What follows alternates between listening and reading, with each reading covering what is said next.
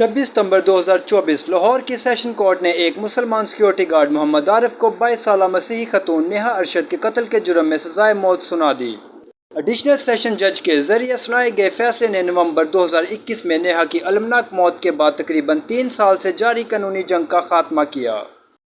نیہا ارشد گہرے عقیدے کے ساتھ ایک عقیدت مند مسیحی تھیں۔ لاہور کے پرل کانٹیننٹل ہوٹل میں ایک سینئر سٹاف ممبر کے طور پر کام کرتی تھیں۔ اس نے اپنے پڑوس میں بطور سیکیورٹی گارڈ کام کرنے والے محمد عارف کی پیش قدمی کی مسلسل مزاحمت کی۔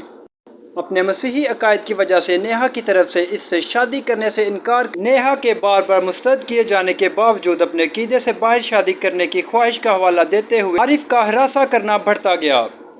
27 نومبر 2021 کی رات کام سے گھر واپس آنے کے بعد نیہا کا سامنا عارف سے اس کی رہائش گاہ کے گیٹ پر ہوا۔ شدید بحث کے دوران عارف نے بندوق نکال لی اور نیہا کی گردن میں گولی مار دی۔ آس پاس کے لوگ مدد کے لیے پہنچ گئے لیکن افسوسناک طور پر نیہا موقع پر ہی دم توڑ گئی۔ عینی شاہدین کے مطابق نیہا کے آخری الفاظ میں عارف کی شناخت شوٹر کے طور پر ہوئی۔ غالب مارکیٹ پولیس نے FIR نمبر 23/2021 کے تحت مقدمہ درج کیا جو نیہا کے بہنوئی بابر گل نے درج کرایا۔